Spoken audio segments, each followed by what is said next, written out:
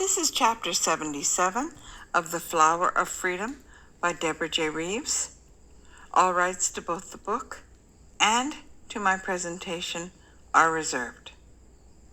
Please, your seat is ready. Take it and make yourself comfortable. I'm so pleased that you left your burdens outside the door. Here we go. Chapter 77, Care Packages. Suzette, who was close enough to overhear, spoke to Marie, and she said, "I think that's a great idea, Marie. I know that if it were my parents, I would want them to tell them myself, and I wouldn't want them to worry." Marie leaned to her side to hug her friend. "Thank you. I appreciate hearing your thoughts.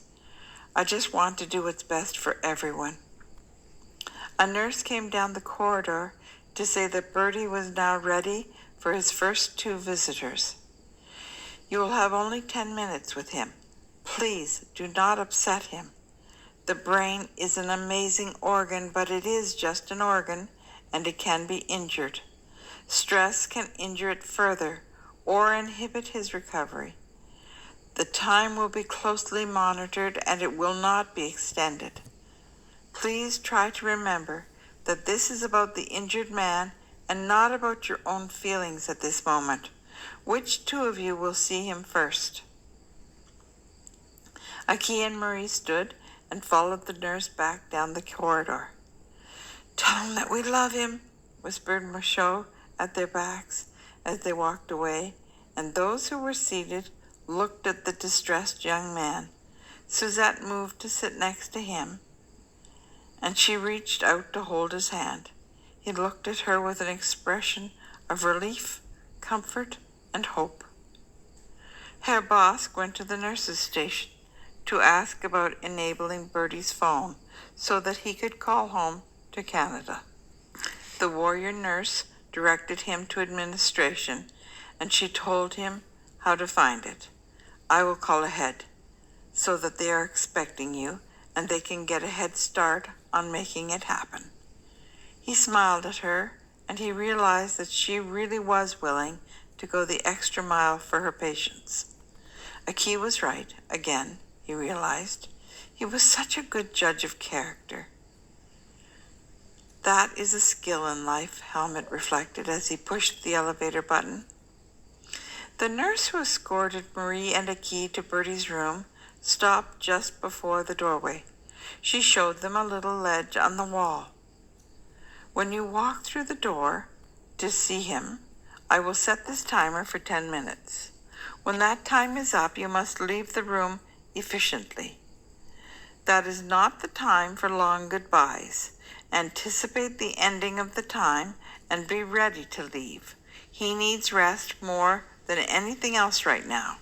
We all want the same thing, so we must pull together as a team for his sake," she finished. She opened the door and ushered Aki and Marie through. She closed it behind them, and she set the timer. They could hear it ticking. In the bed sat a battered Bertie. The first thing he asked was, "Did you bring me something to eat? They're starving me in here." Marie and Aki could not help but laugh with relief, and Bertie grinned. "At least I still have my teeth. I think I'm the only guy on my hockey team at home who still has my front teeth." They laughed again, and then he said, "I heard you, you know." They looked at him quizzically. He looked at Marie and he said, "1, I love you too. 2, I haven't even been accepted by McGill yet." With that, he lifted up both hands and he looked at them. It was obvious that he was worried about writing anything for school. 3, do you know how hard it is to find that knitting circle when you're in a coma?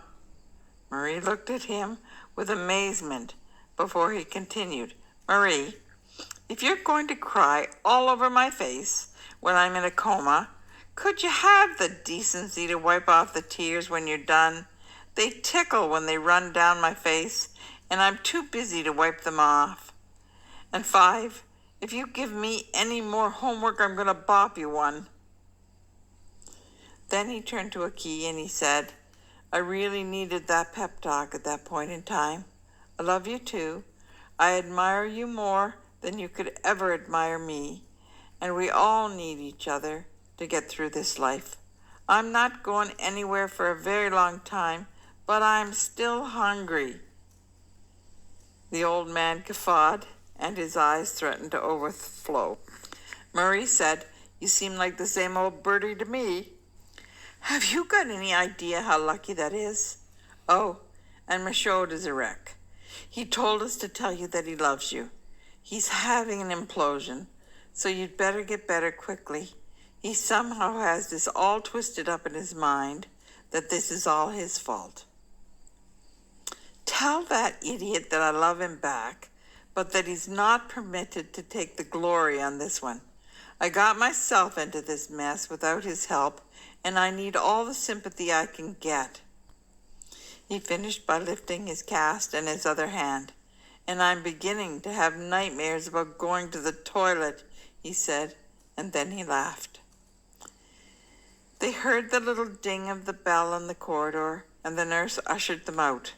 Bertie yelled after them, "Bring care packages! They're starving me to death! Help! Help!" The nurse firmly closed the door. "I think he will be fine," she said, and then the most unexpected sound came from her stoic face. She giggled. That's the end of this chapter. I'm looking forward to seeing you again for the next one. I hope you're enjoying the story. The next chapter is chapter 78, Bertie's Back.